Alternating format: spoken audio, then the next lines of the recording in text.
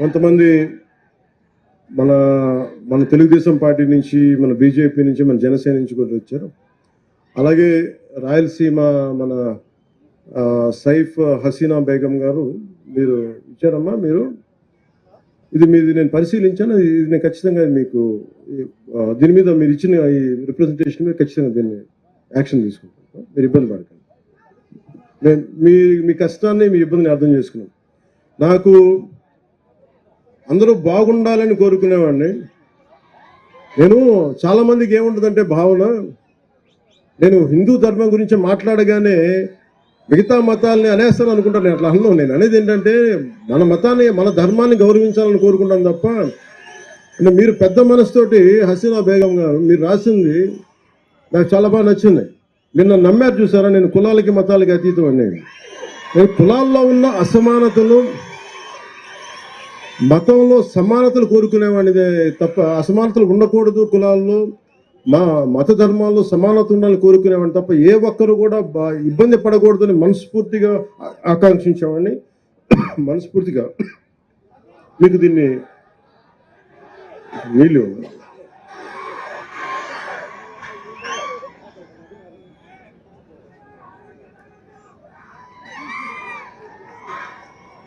నా ఆరోగ్యం జాగ్రత్తలు మీరు అంటే మీరుండగా నాకు భయం ఏంటి చెప్పు. నా లోపల ఏదన్నా బాగలేదంటే ఒక అరుపు అరిస్తే మీరు ఆ జబ్బు కూడా పోదు.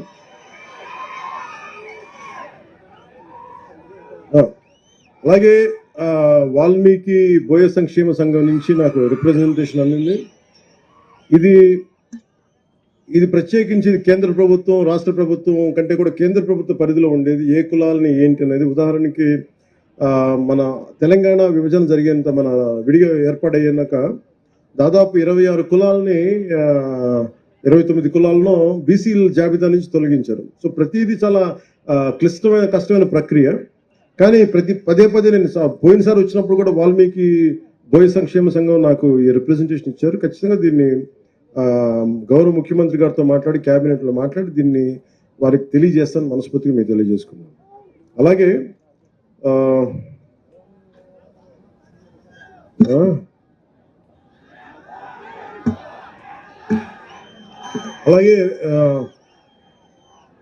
రెడ్డి సంఘం నాయకులు ఒక ప్రతిపాదన అడిగారు. అది ఆల్రెడీ ఉన్నదే. మన కర్నూలు ఎయిర్పోర్ట్కి స్వాతంత్ర సమరయోధులు ఉయ్యాలవాడ నరసింహారెడ్డి గారి పేరు పెట్టాలని. ఆయన పేరు కాబట్టి ఎవరి పేరు పెడతాం అంటే, బ్రిటిష్ వాడు భయపడ్డాడంటే ఉయ్యాలవాడ నరసింహారెడ్డి గారు లేకపోయిందంటే ఈ పాటికి ఎలా ఉండేది. అలాంటి ఆ మహానుభావుడు పేరు పెట్టకపోతే ఎలా. అందుకని ఖచ్చితంగా దీన్ని ముందుకు తీసుకెళ్ళాలి. ఏదైతే చిన్న చిన్న హికప్స్ ఉన్నాయో వాటిని అలాగే ముందుకు తీసుకెళ్తాం. అలాగే ఇర్రెస్పెక్ట్ ఆఫ్ మీరు కులాల పరంగా కావచ్చు, ఏదైనా కావచ్చు, నేను కులాల గురించి కొంచెం ఇబ్బంది లేకుండా మాట్లాడతాను. ఇప్పుడు నేను మందకృష్ణ మాదిగ గారి గురించి మాట్లాడాను. అంటే నేను మాదిగ సర్నేమ్ పెట్టుకోవాలంటే ఎంత గుండె ధైర్యం ఉండాలి, ఎంత సెల్ఫ్ రెస్పెక్ట్ ఉండాలి, ఎంత ఆత్మగౌరవం ఉండాలి. అలాంటి ఆత్మగౌరవ పోరాటాన్ని చేసి నేను ఇబ్బంది లేకుండా మాట్లాడతాను. అలాంటిది నేను మాట్లాడుతాను, చాలా మందికి ఇబ్బందిగా ఉంటుంది. కొంతమంది రాజకీయ నాయకులు పవన్ కళ్యాణ్ ఎలా కులాల గురించి మాట్లాడేస్తారంటే, నా జీవితంలో నేను ఎప్పుడు కులం పాటించలేదు, మతం పాటించలేదు, కానీ ధర్మాన్ని పాటించాను. చాలా బలంగా ధర్మాన్ని పాటిస్తాను. నా స్వధర్మాన్ని, నా సనాతన హిందూ ధర్మాన్ని నేను పాటిస్తాను. అన్ని మతాలని చాలా గౌరవిస్తాను. అది ఇస్లాం కావచ్చు, క్రిస్టియానిటీ కావచ్చు, బుద్ధిజం కావచ్చు, సిక్కిజం కావచ్చు. I have extreme respect for all the religions. And నేను నా మతాన్ని నేను ఆరాధిస్తాను. దీనికి ఏం చేయాలి. అలాగే నా మనసు ఎప్పుడు కూడా ఈ దివ్యాంగులకు సంబంధించి ఇప్పుడు చాలా బాధ ఉంటుంది. అలాగే నా దృష్టికి ఈ రోజున మన ఎమ్మిగనూరు మండలం నుంచి కర్నూలు జిల్లా శ్రీవాణి పుట్టుకతో బెడ్ రిడెన్ అని చెప్పారు. పెన్షన్ టు బి ఎన్హాన్స్డ్ 6,000 నుంచి 15,000కి. ఖచ్చితంగా మీకు ఇప్పుడే మాటిస్తాను, దాన్ని ముందుకు తీసుకెళ్తాను ఖచ్చితంగా. కానీ నేను డిప్యూటీ సీఎం పేషితో నేనే ఫాలో అప్ చేస్తాను. అలాగే ఇంకొక బాబు బెడ్ రిడెన్ చందు మరాఠీ, ఆ బాబు కూడా ఓర్వకల్ మండలం బైరాపురం బొడ్డువాండ్లపల్లి, వారికి కూడా నేను వారి నాన్నగారి పేరు భాస్కర్ రావు. మీకు కూడా పెన్షన్ రాలేదు, నేను అది కూడా మీకు తెలియజేస్తాను. మాటలు కోటలు దాటినాయి. ఇవాళ అంటాడు చంద్రబాబు నాయుడు గారు, నాకేం అర్థం కావట్లేదు, ఇచ్చిన హామీలు చూస్తే భయం వేస్తుంది అంటాడు, రాష్ట్రాన్ని చూస్తే భయం వేస్తుంది అంటాడు. అప్పులు చేయడానికి మాత్రం బరిదెగిస్తున్నారు. ఈయనకంట సంపద ఎలా సృష్టించాలో మెల్లగా చెవులో చెప్పాలంట. ఎవరికన్నా ఆలోచన తడితే సంపద ఎలా సృష్టించాలో చెవులో చెప్పాలంట. మరి ఎన్నికల ముందు చెప్పాల్సింది కదా ఈ మాట. చెవులో ఏం చెప్పాలో చెప్పేవాళ్ళు కదా, ఏం పెట్టి తిప్పాలో చెవులో పెట్టి తిప్పేవాళ్ళు. ఆ రోజేమో ప్రగల్భాలు పలకటం, డబ్బాలు కొట్టుకోవటం, హరికథ చెప్పేవాడు ఒకడైతే చిడతలు వాయించేవాడు ఒకళ్ళలాగా. చంద్రబాబు ప్రగల్భాలు పలికితే పక్కనేమో ఓ పక్కేమో కొడుకు, ఓ పక్కేమో పవన్ కళ్యాణ్, ఇద్దరు చిడతలు కొడతారు. ఏమైపోయారు ఇవాళ? ఇవాళ ఎంత పచ్చిగా బరితెగించారంటే, బరితెగించి ఇవాళ రాజ్యాంగ విరుద్ధంగా అప్పు చేయటం కోసం ఈ జీవోని రిలీజ్ చేయడం జరిగింది. Government of Andhra Pradesh mines and minerals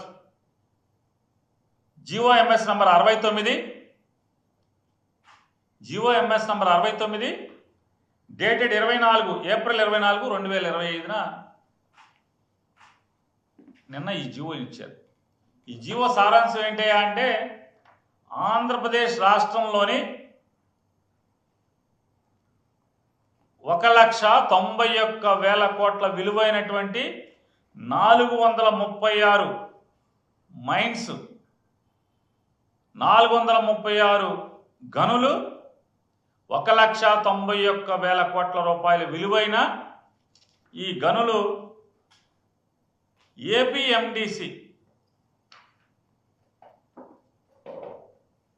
ఏపీఎండిసికి దఖలుపరుస్తూ దానిని 9,500 కోట్ల రూపాయలు అప్పు తెచ్చుకుంటాకి ఈ ఆస్తుల ద్వారా అనుమతులు ఇస్తూ జీవో రిలీజ్ చేశారు. ఈ జీవో రిలీజ్ చేయడం రాజ్యాంగ విరుద్ధమా, అప్పు చేయడం రాజ్యాంగ విరుద్ధమా అంటే, జీవో ఇవ్వడం రాజ్యాంగ విరుద్ధం కాదు, అప్పు చేయడం రాజ్యాంగ విరుద్ధం కాదు, కానీ అనైతికం. జగన్మోహన్ రెడ్డి గారు రాబోయే ఆదాయాన్ని చూపించి అప్పులు చేశాడు అని చెప్పి అవాకులు చవాకులు పేలినటువంటి పేపర్లు కానీ టీవీలు కానీ ఒక్కడు నోరెత్తట్ల. ఇవాళ ఆంధ్రప్రదేశ్ రాష్ట్ర ఖనిజాభివృద్ధి సంస్థకి రాబోయే పదులు, అది 10 ఏళ్ళ 20 ఏళ్ళ రేపో మాపో తెలుస్తుంది మనకి. ఈ 9,500 కోట్ల రూపాయలు సుమారుగా 9%, 10%, 12%, ఇంక వడ్డీ కూడా తేలుతుంది రేపో మాపో. ఈ వడ్డీకి అప్పు తేవటం అనేది అంటే జగన్మోహన్ రెడ్డి గారు చేస్తేనేమో బూతు. ఈ పసుపు పత్రికలు, పసుపు టీవీలన్నీ కూడా గోలగోల చేస్తాయి. పొద్దున ఒక డిబేటు, సాయంత్రం ఒక డిబేట్ పెట్టి ఈ ఎవడగాడు వచ్చి అసలు మామూలు మెల్లో కండువాలు, నెత్తి మీద కర్చీపులు, టోపీలు పెట్టుకుని ఇష్టారాజ్యంగా మాట్లాడారు. ఇవాళ పెట్టండి డిబేట్ దీని మీద. ఈ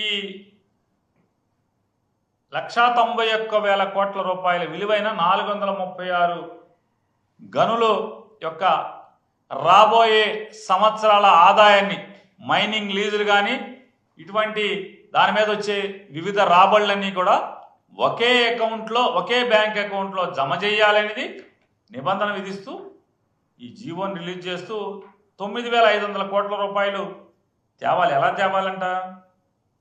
ఒకవేళ 6 మాసాల ఇన్స్టాల్మెంట్లు బ్యాంకులో వేసెట్ పెట్టాలంట. ఏపీఎండిసి 6 మాసాల కట్టాల్సినటువంటి ఈ అప్పుకి 9,500 కోట్ల రూపాయలకి కట్టాల్సినటువంటి వడ్డీ కానీ ఇన్స్టాల్మెంట్ కానీ అసల్లోని కొంత మొత్తాన్ని బ్యాంక్ అకౌంట్లో 6 మాసాలకు సరిపడా ఎప్పుడు ఉండాలంట బ్యాంకులో.